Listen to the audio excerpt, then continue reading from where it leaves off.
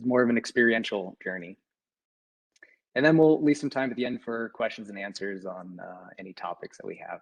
And if you're interested, we've put together a list of influential books that I've read over the years, some of the highlights that have been really meaningful to me. And I'd encourage you, if any of these topics stand out, to check out some of those books.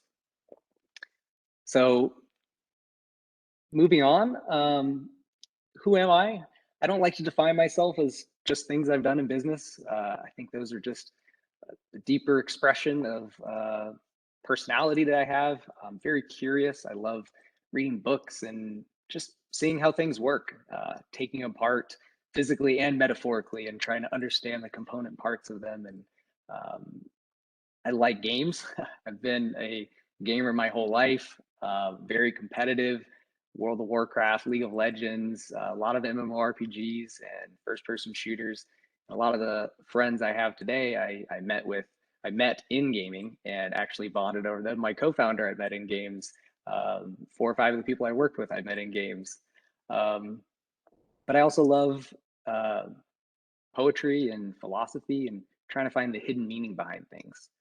And as far as entrepreneurship, I love the excitement and the challenge, the creative challenges it poses of building something new, of going into an environment with lots of complexity and risk and uncertainty and trying to find hidden treasure there.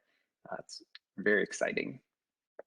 So as far as my professional career, I started in entrepreneurship at 23. That's when I started my first game company. Financially, it was a total failure, but learning-wise, I learned a lot. It was a great education, and it gave me enough of a resume that I was able to get my first real job in the industry at 24 as a associate game designer. Started at the bottom at a company called Zynga. You may not know about them too much today, but they were an early leader in using big data to manage product decisions. So I got a ton of experience A/B testing and operating live products as a service. I was fortunate to join them when Facebook gaming was growing like crazy and mobile gaming was starting to really take off as well. They gave me a lot of opportunity, a lot of responsibility very quickly. I became a product manager, and at the end of my tenure there, after about 3.5 years, I was the director of product of Zynga Poker, which was a $250 million a year franchise. I often joke that I got my MBA on the job at Zynga because they just kept giving you more and more work and more responsibility, and learned a ton there. So after I left Zynga in 2013, I started a second game company with my best friend and technical co-founder, Steven Jian. Towards the end of my career at Zynga, I'd gotten to the point where I was mostly doing meetings and management, and I felt like I wasn't building games anymore. And that's a big reason why I got into the game industry. It's something I really missed. Furthermore, Zynga had really grown from being a small, agile startup to being pretty big and bureaucratic. And I felt like we were getting beat in the market by competitors that were faster and more creative than us. So we started Rocket Games with really modest ambitions. We just wanted to make games with each other and earn enough money to pay our rent and pay our lives. But one thing we did was every month we asked ourselves, what's the most important thing we could do to grow this business? We kept asking that question every month and trying to generate new hypotheses to grow the business. We used everything we had learned over our 3.5 years at Zynga, plus a ton of new stuff that I learned along the way. When I started Rocket Games, I didn't know how to read a P&L statement. I didn't know what EBITDA was or operating profit was. I had to learn a lot on the way. But we also had a great network of game developers that we met at Zynga. And over time, we were able to bring a lot of them back together as our company grew. And over 3 years, we built the business from 0 to $50 million in revenue. Amazingly, we were able to do it all without any outside funding. And Rocket Games was the fastest growing company in our industry in 2015.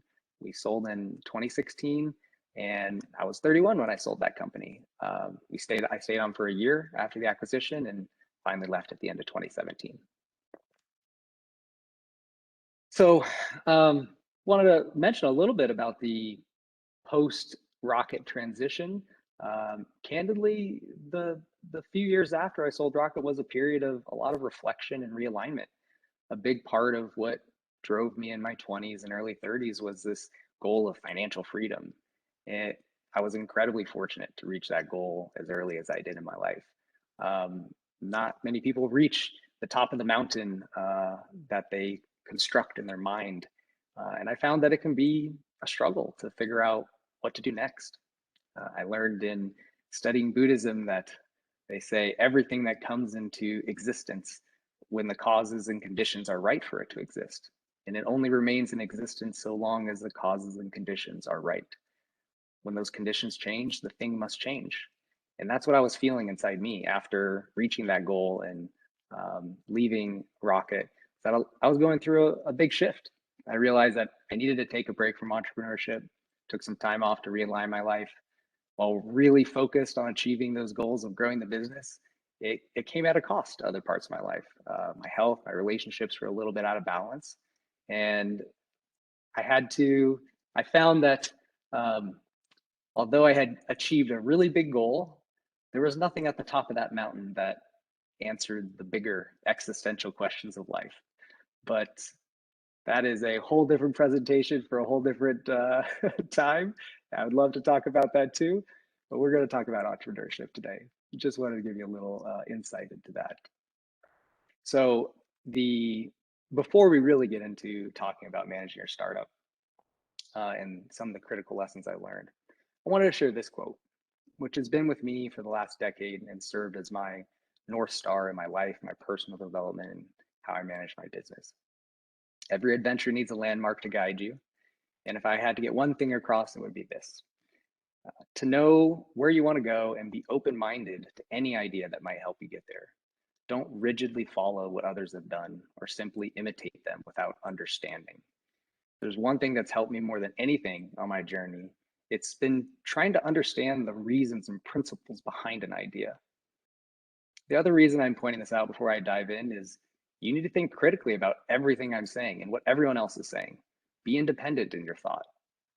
Certain pieces of advice applied in the wrong context can be harmful to your business, your personal life, or your development. But if applied correctly in the right context, it can be a game changer. I'm sharing the things that work for me up to this point, but there's no guarantee it's right for you. I'm not you and you're not me, and we may be doing different things. Remember, this is just the tip of a very, very large iceberg. So without further ado, we'll get into managing your startup. This is the first topic: how to navigate the uncertainty, the risk, and the changing landscape that forces us to adapt. It's written from my perspective as a founder and CEO. We're tasked with setting the overall vision and strategic direction of the company and designing an organization that can achieve that vision.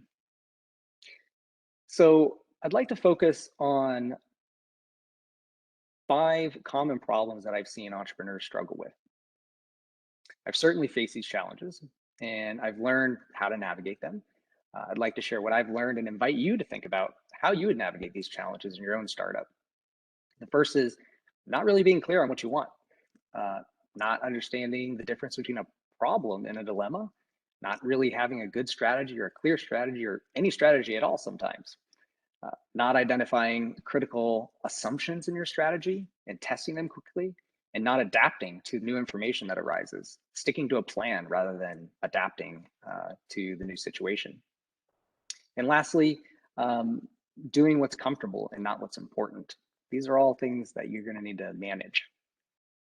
So the first common problem is not really knowing where you want to go with your business. You can't develop an effective strategy or an organizational design or prioritize work if you don't have a clear idea of where you want to go. Nobody can solve this problem for you. You have to decide for yourself what success looks like. As entrepreneurs, we can be very opportunistic and resist placing constraints on ourselves. We like to keep our minds open, but this can lead to indecisiveness and ineffectiveness and make it difficult to move forward. You have to set constraints on yourself and pick a direction. Something that's been very helpful for me is realizing that you can change your mind later, but be clear on what you want and give yourself constraints. Your mind is so much more capable of creating solutions when it knows what constraints it's working with. If I tell you to do a piece of art with no constraints, it can be really hard to be creative. But if I say, paint a landscape on canvas in 1 hour and it has to be meaningful to you and demonstrate something about your life, well, now your mind can start generating all sorts of ideas, and different constraints will generate different images. The same is true of your business. Building a startup is a creative process. The mind can't be creative without constraints. It's okay to start small and change your mind later, but be clear on what you want and give yourself some constraints. So now you're starting to get clear on what you want. One of the key ideas that's helped me to understand what I want is knowing the difference between a problem and a dilemma. And I didn't really know this until my late 20s. Simply put, problems have solutions where dilemmas have choices that have to be made. They have value judgments based on what you care about. Oftentimes, when you're faced with a dilemma, there's no right or wrong choice. There's no solution. It's just a choice you have to make. And those choices are going to influence how your company develops. One of the classic dilemmas is the trade off between control versus growth. Oftentimes, you have to make a choice of whether you want to be the king and have complete control and complete freedom over your company, or whether you want to grow faster. Oftentimes, you have to cede some control to other people in order to grow your company faster. Maybe you have to hire some other people and let them run with the ball. Bring on people who are smarter than you and know areas of the business better than you. Some people want to control. They want control, and their business is part of their identity, of their brand. It gives them a certain lifestyle. And this is something that's an example of something that's not really a problem. If you think of these decisions between control and growth as a problem, you're going to have a really hard time answering them. But if you realize they're a dilemma, then you can start to look at, what do you value? So another example could be what career to take. Again, no one can answer this for you. There's no solution to it. You have to decide, how much do you want to optimize for money, or the type of work you do, or the community you're involved in, or you live. It's not a problem that you can solve. It's only a choice you can make based on your own values. So start thinking in terms of this framework, and you'll start to see that a lot of the things you face are just dilemmas, and you'll become better at navigating these choices. You'll stop seeing things as a binary, one thing is right and one thing is wrong, and start seeing them as just apples and oranges. So next time you struggle with a decision, ask yourself, am I facing a problem or a dilemma? If it's a dilemma, get clear on what you value and assess the choices that you have in light of those values. So the next problem I see with startups is they don't really have a good strategy. They may have an idea of where they want to go, and they have a plan that they think will get them there, but it's not really a strategy. So what am I talking about, this difference between a strategy and a plan? A plan's just a series of steps that you think will get you to a fixed destination, whereas a strategy is more of a general approach to address a critical issue or opportunity within the environment you're operating. To illustrate the difference, a plan would be saying, we're going to grow revenue by 50% this year by launching 4 new products into the market. Whereas a strategy might say, okay, we've looked at the market, and the critical problem we face is distribution. We don't have the money to compete with other companies in paid marketing. Our strategy is to focus on distributing games through search optimization, where we think the economics might be more favorable. It doesn't give you specific steps to do, but it gives you an overall approach to solve the critical challenge that your business faces or address the opportunity that you see. So identify that critical issue and opportunity you're facing. Develop a hypothesis of how you can address that in a way that creates an advantage to your company over the competition. Once you've generated this hypothesis, then you have to create policies and actions throughout the company that all support and synergize that strategy. Simply put, if your strategy does not identify or address the critical issue or an opportunity your business is facing, if it doesn't provide guidance on how you're going to take advantage of that issue in a way to generate growth for your company, you don't really have a strategy. And my advice would be is, if you can't come up with a good strategy that you believe will give you an edge in your space, then just don't compete. spend more time working on your strategy, or look for other markets that you might have more favorable conditions in. So the next step, after let's say you now have a strategy, you know where you're going, and you know what you value, now you're ready to go forward, right? Well, it's important to understand that the strategy you develop has critical assumptions underlying it. It has beliefs that you think are true about the situation. Your strategy reflects your mental map of reality. But there may be critical beliefs and assumptions underlying your strategy that just aren't true. And we can only make effective decisions if our mental map of reality actually reflects reality. So before you go start executing on all your plans, really ask yourself, what are the critical assumptions underlying this strategy? And how can I test those assumptions quickly? Be vigilant of information that contradicts your assumptions or beliefs. This is one of the key ways that we manage risk as entrepreneurs. It's through experiments that we gather information to test our assumptions and our underlying strategy. There's a ton of techniques that you can use to test your assumptions and generate information, but there's no one size that fits all. A general approach, I would say, is think like a scientist. Come up with a hypothesis and design an experiment that will help you test that hypothesis, and then go run the experiment.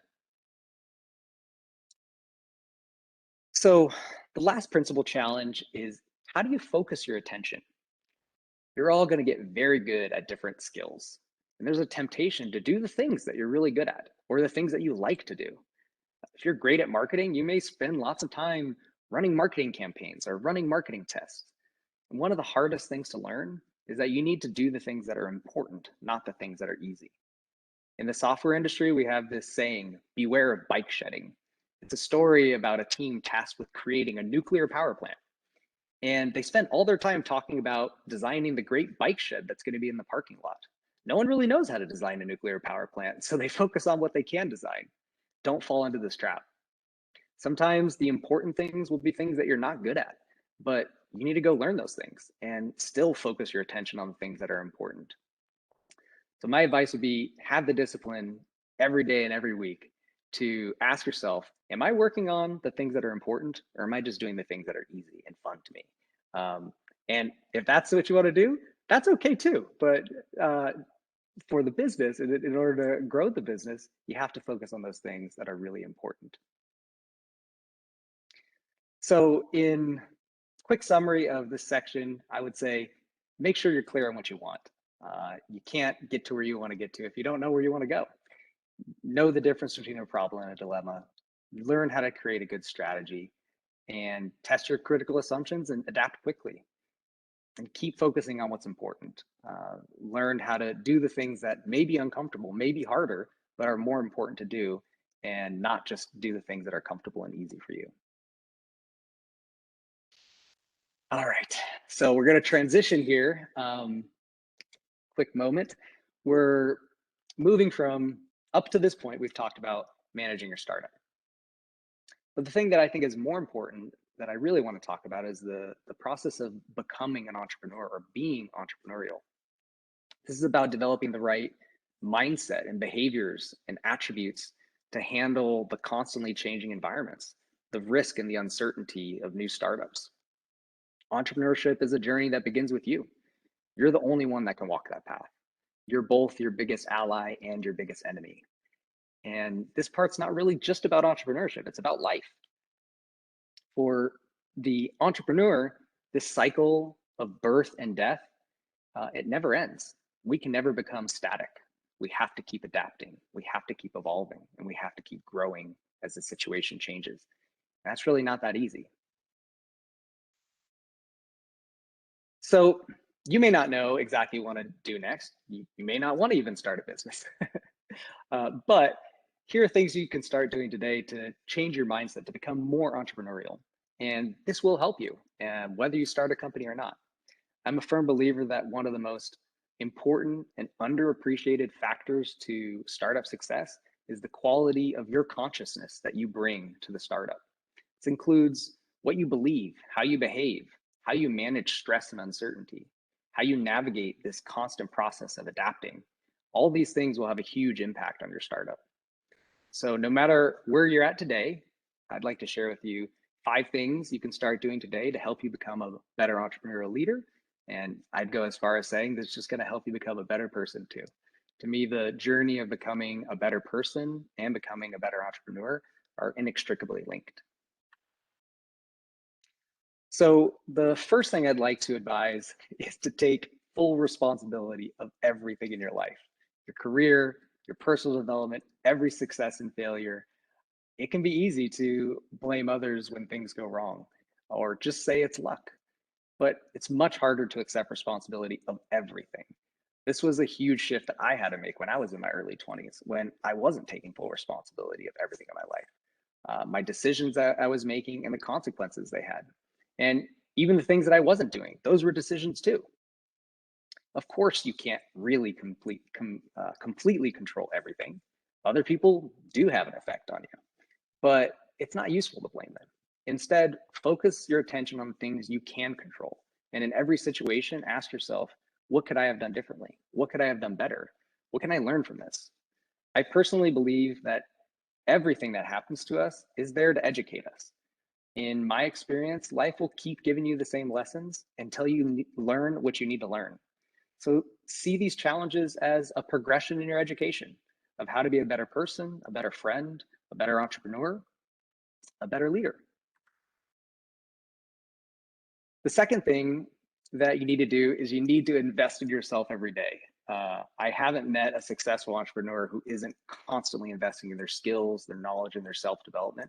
And I know this sounds like a really simple, basic concept, but I'm telling you here, sometimes it's a simple concept that you have to take really seriously. So stop thinking that there's a silver bullet that's going to get you to your goal and just start thinking, what can I do today to get me a little closer to that goal? Compound interest is sometimes described as the eighth wonder of the world. And the same is true of investments in yourself. They compound on each other. If you make a 1% improvement every week, in 10 years, in 5 years, you're going to be 10 times more effective than you are today. And I can tell you, I am so far away from where I was in my early 20s, and I had no idea how far I could go just by through this process of continually investing in myself. And these investments, they don't need to be huge. You can just start a habit of reading 10 minutes a day, sleep better, eat better, uh, take some online courses, start journaling and focus on your self-awareness. Reach out to other people that you can learn from, strengthen your network. If you're early in your career, I'd say focus on learning and not earning. Uh, you don't realize in the short run, but making these investments in yourself, they compound you to a future that's way beyond what you can possibly imagine. So the other thing I want to recommend is think about your thinking. This one's a tricky topic. What I'm recommending here is to develop metacognitive awareness. And what do I mean by this? Practically speaking, what I'm saying is you need to look inside yourself and become aware of how are you processing the world around you. What you'll discover is that you have a few different pieces of yourself all working together. You have an analytical or rational mind that's good at doing calculations and logic and language. You have an intuitive mind, which is good at complex processing of parallel information and filtering it through the lens of your experience and models and coming up with quick judgments. You also have an emotional mind, which is feeling things. It's non-linguistic. It experiences sensations of love, joy, happiness, anger, fear. All three of these systems are working together in your mind as inputs into your decision-making process. And I'm advising you to really look at how you're making decisions. What inputs and models are you using to make those decisions? And are you using the right sets of inputs and models for the problem at hand? Ask yourself, is this the type of problem that requires a purely rational model to solve? In which case, look at your thinking. Are you allowing emotion or intuition to bias you in this decision?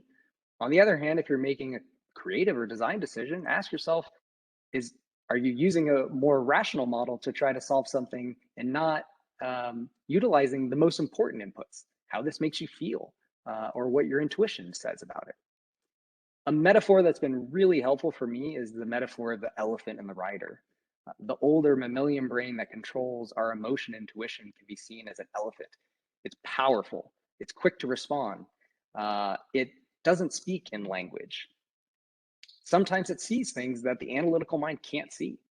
But the elephant can also get scared when the wind just rustles the trees, or when it feels that the river ahead is just too deep to cross. The rider, on the other hand, is this little rational mind sitting on top of this big, powerful, intuitive, and emotional elephant. And I'd invite you to ask yourself, what's your relationship like between the elephant and the rider inside you? Remember, you're not just the rider. You're not just the analytical brain.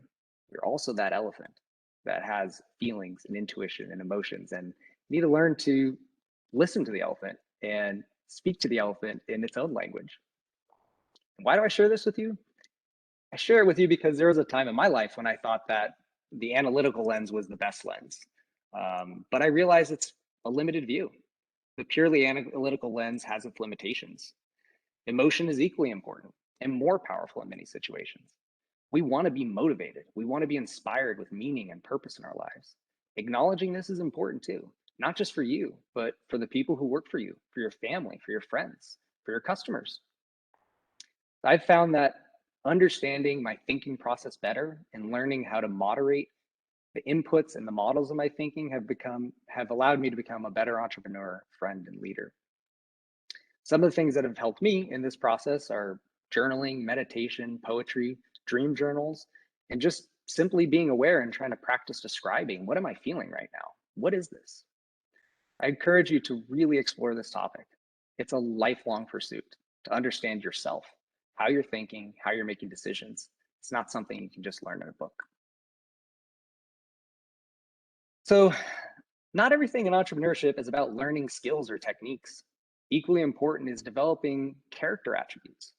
Skills and concepts are routines that you can learn in class, work, and books. But character attributes, they must be developed through experience, through constant effort in the moment, here and now. Character attributes influence how you'll generally respond to a situation. For example, running a startup can be scary. You have to make decisions that have big consequences sometimes, and those decisions can make you afraid or anxious. Courage, it's the character attribute that describes how well do you manage that fear or anxiety.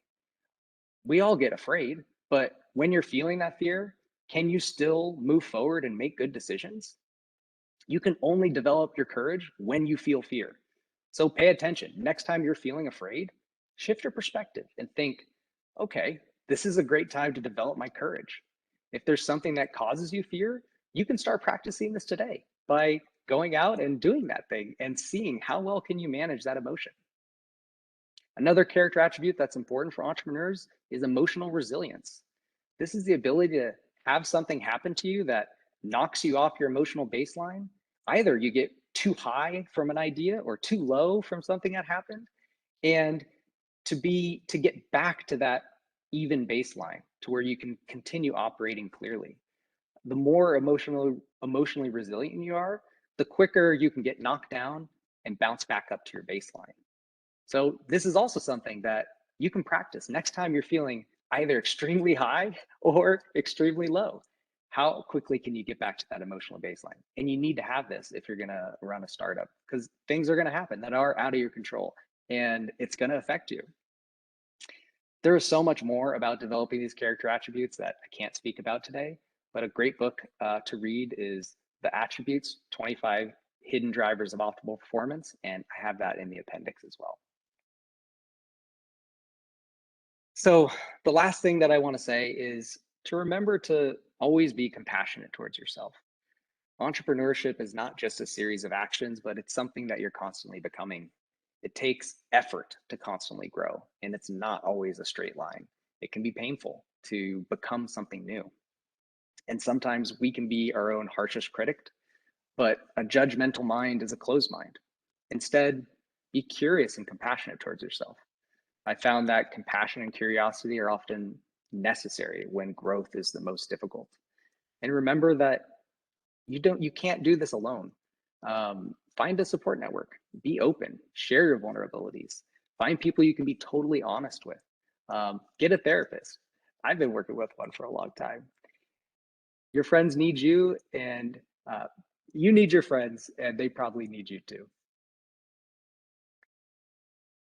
So, in summarizing, to help you become a better entrepreneur, see challenges as opportunities, invest in yourself, develop this metacognitive awareness, work on developing your character attributes, and be kind and compassionate through this process of becoming something new.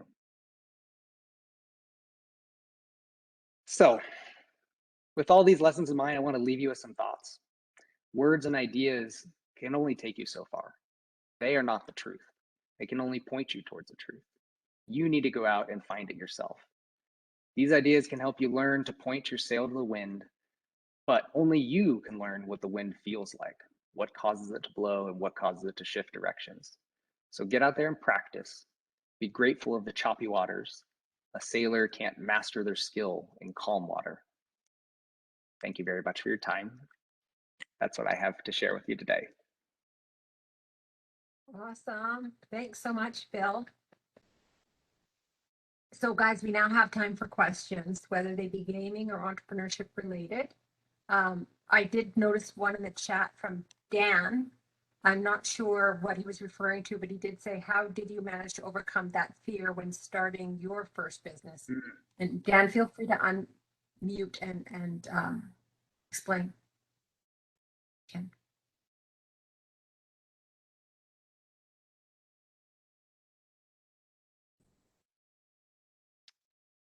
Do you want to add to that, Dan, or? I don't see him. Hello, can you hear me? There. Yeah, hey, Dan. Yes. Hello there, my name is Dan. So right now I'm thinking of starting out my own video game company. However, when thinking about it, I kind of feel a little bit scared about that.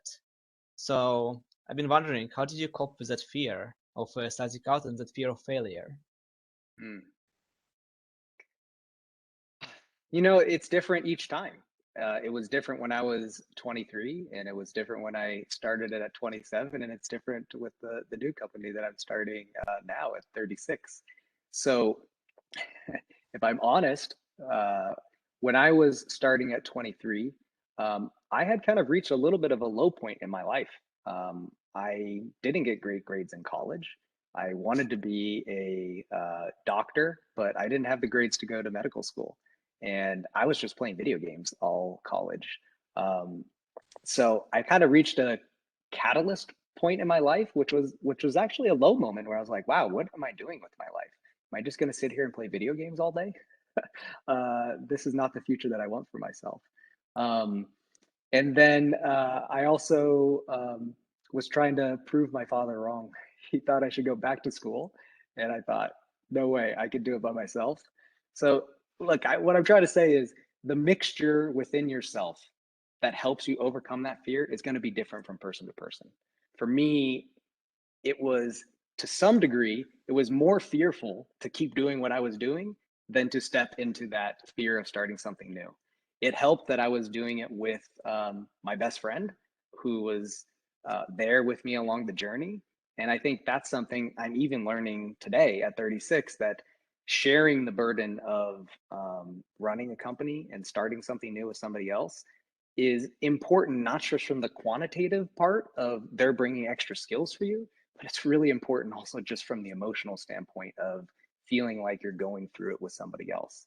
So hopefully that helps you a little bit. Yeah, I totally understand it. After flunking out of the engineering program, I sort of got also in my lowest point of life, and also thinking of, and that sort of motivated me to start my own idea. I thank you for sharing.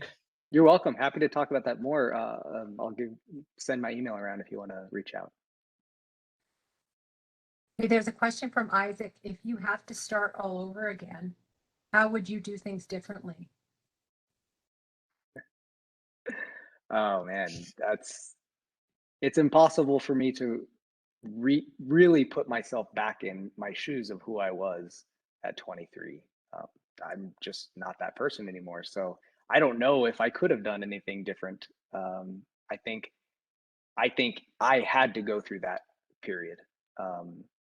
Who I was in my late teenage years and early 20s just wanted to play video games and compete.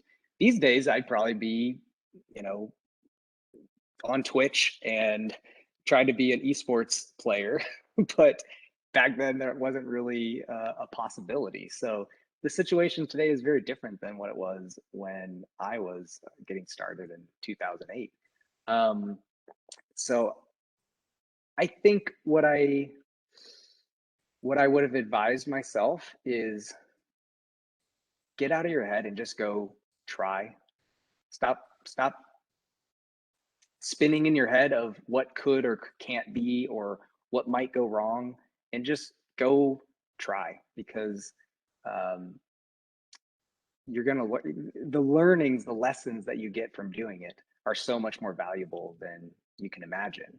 The second thing is, I would have really, I kind of lucked into it getting at Zynga, but that first job of working at that company that just was willing to keep giving me more responsibility and was growing so quickly that they needed more and more people to step up and take on more responsibility was invaluable to me. And so I think that's the piece I would advise to myself when I was young, is try to pick that first job based on how much you're going to learn and how much you're going to grow there. I didn't realize how valuable that knowledge was until I left. Keenan has a question. How did you get through the mundane of mid-development in your first game? There was never any mundane. So one of the first books that influenced me when I started my second game company, which Rocket Games, was Lean, the Lean Startup by Eric Ries. This idea of, hey, you need to get your MVP out there and test it quickly. And my technical co-founder, Steven, was on board with this idea. So our first product we got out in 12 weeks, and there was so much, we were just working so hard to get it out there and to see what type of metrics it had so that we can improve it.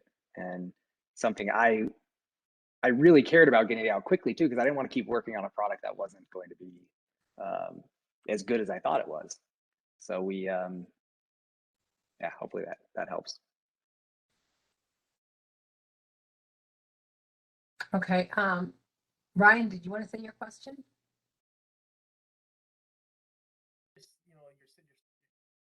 Can't hear you.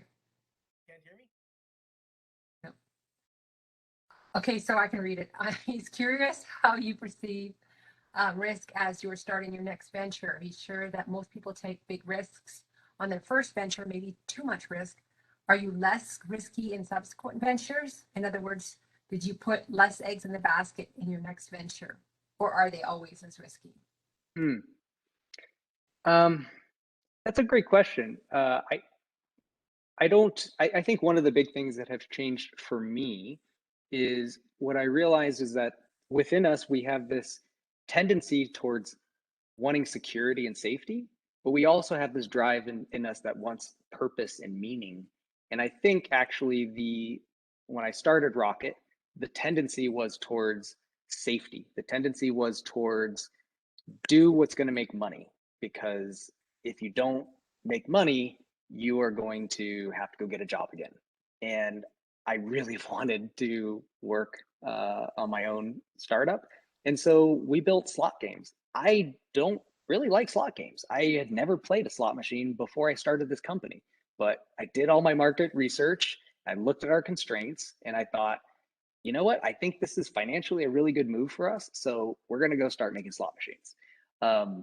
So in that sense, that company, I erred on the side of security in the decisions I was making. And in this next company, it's less important to me that it's financially successful. And it's more important to me that I'm having a big impact on the people that work with me, and trying myself. A big reason I want to come back is I don't really need to work for money anymore, but I'm coming back because I want to keep developing as a leader. I want to keep developing as a person. And I realize I can't do that just by myself. I have to be part of a community. I have to be around other people. And that in this next chapter, it's very important for me to help share and grow, help other people have similar opportunities that I had, because people who hired me at Zynga took a big risk on me and they invested in me, and it completely changed my life.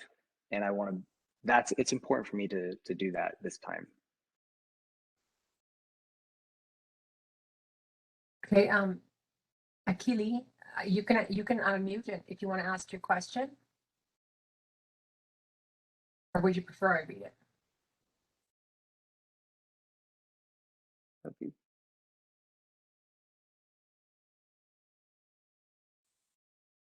Okay, so from the experience of entrepreneurship, what values or beliefs of the experience has changed your perspective on topics outside of entrepreneurship?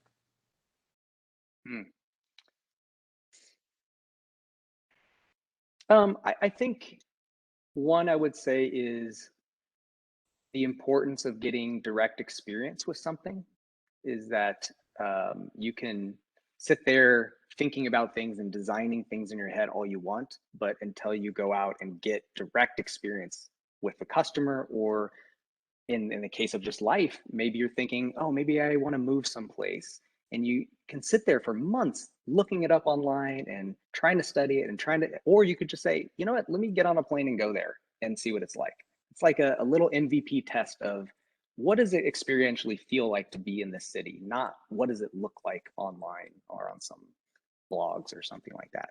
So that's something I noticed that I do a lot more of is create micro tests and experiments in my life. I think the other thing I would say is the value in thinking in terms of probability and expected values, and thinking in kind of this thinking in bets or thinking in kind of poker like terms. As an entrepreneur, you have to take chances and make investments where you don't have all the information, but it's still a good bet to place. And I think I also use that a little bit in my life as well. So I'd say it's just more like some of the models of thinking they apply outside of just entrepreneurship. And Isaac has another question. He says, if you don't mind, he's wondering why your first game business failed when you were 23. Wow, how many reasons? So I think really for the reason probably number 3 I put, we didn't have a strategy. We had a hope, a wish, which was we started out saying we want to make multiplayer games because we like multiplayer games, and we like team-based multiplayer games. So we just built something we liked, and the hope was, oh well, we'll make money through advertising. But I had never, I didn't understand the full challenges of building an audience in a multiplayer game at that time, because there is you need to develop enough network liquidity so people can have fun in the game. If you don't have people playing, the multiplayer game's no fun. So that's probably the primary reason, is we never were able to generate enough of a network of players for people to have fun. The second reason was this idea of, oh, we'll just monetize it through advertising. It wasn't really a good business model to begin with. And so that was, even if we had got the users, I don't know if we would have been successful. Okay. Donna, do you want to unmute and ask your question? Maybe I'll add to that of just, we didn't know what we didn't know at that time. We were just too young and just building games for fun and hoping that we could, really wanted to have our own business, but we had no idea what we didn't know. Yeah, I don't see Donna unmuting, so I'll ask. So she says, thank you for sharing your insights so far. She's finding your advice very deliberate and that she appreciates it. Now that you are not in it for the money and more in it for the impact, as you develop your company, what are the skills or attributes you are looking to hire in employees that you want to mentor or influence? Yeah, that's a good question. And I guess I should step back and share also that it's not like being successful and earning more money and seeing a company grow isn't still exciting. The way I try to describe it is, you don't have to have one reason for doing something. you can have a whole constellation of motivations that are all pushing you in a certain direction, right? And so there's still that excitement of starting a business and trying to make it grow and trying to be financially successful. In some ways, it shows that you're playing the game well because you're earning points. uh, but anyway, to your question here, there's three things that I really look for. The first is being a great teammate, and being a great teammate means a lot of things, but it means being reliable, being there to help other people around you, being willing to ask for help when you need it, having that, we call it the safe hands. Like if you're given something, you're gonna figure out a way to do it or say that you need help. The second is some type of emotional quality of drive, that you don't just want to clock it in and clock it out, that being great at what you do is somehow important to you. The third thing is the curiosity and open-mindedness, the desire to always be learning, always be growing somehow. So those are the three things. It's how you relate to other people on the team, the emotional quality of your drive to want to grow and be better at what you do, and this open-mindedness and curiosity. You can take criticism, you can think from different perspectives, and you can change your perspective if you get new information. Thank you for that. I just got my mic working. Sorry.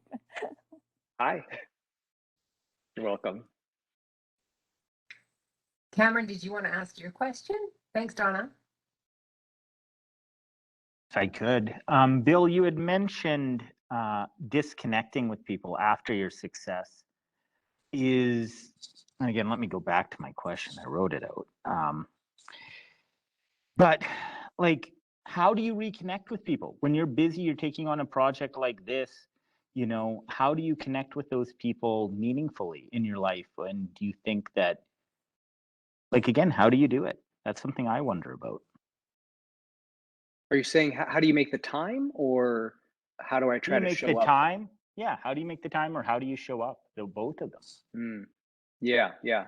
I was taking one step back from that and then coming forward. Part of the reason I had to disconnect is what I found was our identity as a person is very tied to who we're around.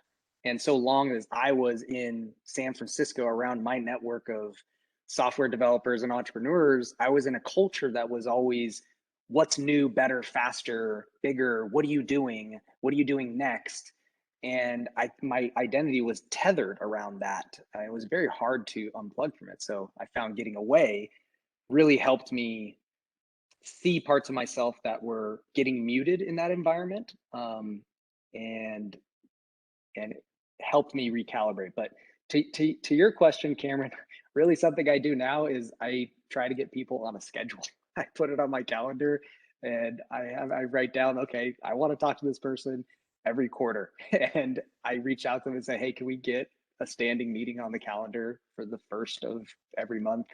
And at least doing that, if I miss 1 month, it's still on the calendar for another quarter. And I don't, so been slowly adding that practice. And the second thing that was a huge discovery for me and just how I show up was really sharing like what was going on with me, and being able to just be human and not have to be CEO Bill all the time or leader Bill all the time, but just this is what I'm going through in my personal life right now. And that transformed my relationships. So what I realized is that everyone's going through that. Everyone has that same struggle of wearing maybe one mask in the corporate or the work environment and then having a completely different experience in the personal side. And we've started to bring more of that to the table, even in the work we're doing now, where the first thing we talk about every morning is, how are you feeling today? What's going on? And has nothing to do with work, but it's allowed us to really see each other more as just people that are just trying our best.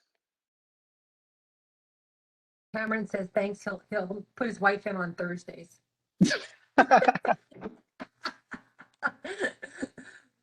So Akili has another question. How has your definition of entrepreneurship changed over time, or has it? I don't think it's really changed. I think I didn't really have an idea when I started at 23 of what entrepreneurship was. And I didn't, growing up, I didn't really have any role models that were business owners or entrepreneurs. So it was something that I learned really, I would say when I started Rocket Games, that's when I really started to study it as a discipline. And you know, I think if anything, it's just broadened from seeing it as just something that is related to business to seeing it as more of a mindset of how to manage risk and uncertainty, and to see that anyone can be entrepreneurial if they're managing those aspects of risk, uncertainty, ambiguity, and trying to create value. And it doesn't have to be just a business context. Right. Keena has another question. How do you deal with teammates or partners? So we can work for just people who are just gaming or working in teams, or have companies who seem flaky in commitment and interest. How would you better yourself to deal with this situation? Oof, these are some of the hardest type topics for me. I can say when I was younger, I dealt with them very differently than I deal with them today. But this is, I recommend a couple books, Nonviolent Communication and Crucial Conversations, as two things that I'd say just go read those. They can do a better job than I can. But I'd say this probably touches on developing your courage. We all have some anxiety or fear of hurting a relationship or saying something that is hurtful to somebody. But I think part of being on a great team and being a great teammate is also being willing to say, hey, you're not passing the ball, or you're not showing up to practice, and I need you to be there. So I'm not saying it's easy. It's a skill to develop, and you'll get better the more you practice it. The first time, it's probably going to be terrifying. Awesome. One last question from Isaac. For someone who has no followers or no clout, how do you think they should start getting their first 100 customers? Well, I don't think you necessarily need followers or clout to get your first 100 customers. So this is a question that's very dependent on which industry you're in, but even within that industry, what sub-market you might be within. I can't really give you a specific answer. What I could say is, when we started, I really asked myself the question, how do customers find our product? And tried to find a certain customer segment that I could get in front of. And hopefully that helps you a little bit. Is not every customer looks for or finds products in the same way. Some of them are going to find it through advertising. Some will find it through your influencers. Some will find it through search. Some will find it through word of mouth. And by narrowing in a little bit on who are the different customer segments in your market and how do they discover products, and try to find if there is a certain segment that you can address, that might illuminate some opportunities for you. Okay. Last question, and then we have to thank Bill for his time. How do you deal with feeling demotivated or hitting a wall in the development process?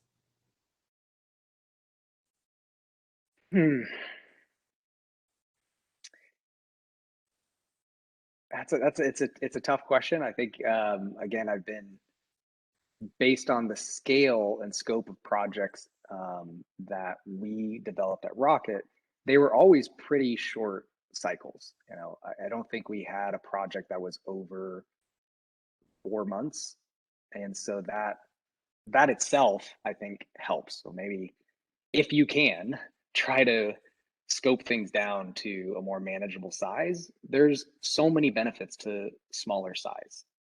You get feedback and information quicker. When you reduce the complexity, it's so much easier to design something well.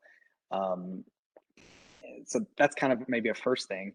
The second thing I would say, it's kind of my more recent orientation, is when something's not working and it's feeling very hard, maybe there's something wrong with the concept underneath it as well. Is that in my experience, the concepts that are really great, they're not that hard. It's like they actually, you can feel the fun pretty early, and you're like, oh yeah, that feels really good.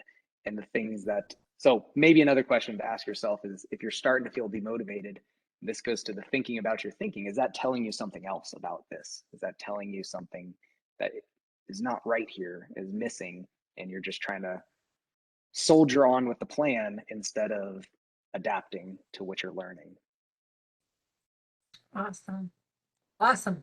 Wow. Thanks so much, Bill. Can you guys all join me in thanking Bill for his, Thank his you. talk, his insights, his sharing, his everything. It was way more than I was expecting, and so very happy. So I just can't thank you enough, Bill, for sharing with us today and with our students. I have downloaded the slides, so if you guys didn't catch the link, you can always email me and I'll get them to you. And we'll be sending out a short survey. I've also put in the chat a link to the Maji Center Moodle course that you can self-enroll. We've got so many things going on this year, and so many great speakers like Bill. And we hope that you'll join us again. We also have a brand new program, Dale, plug your ears, Entrepreneurship Blue Book program, where we're going to take students from idea to launch, and the deadline to apply for that program is Friday. And so if you want help every step of the way to launching your first startup, please do consider Maji Center. Everybody have an awesome day. And again, Bill, thank you so much for joining us. Thanks for being here, guys. It was really fun. We'll catch you later.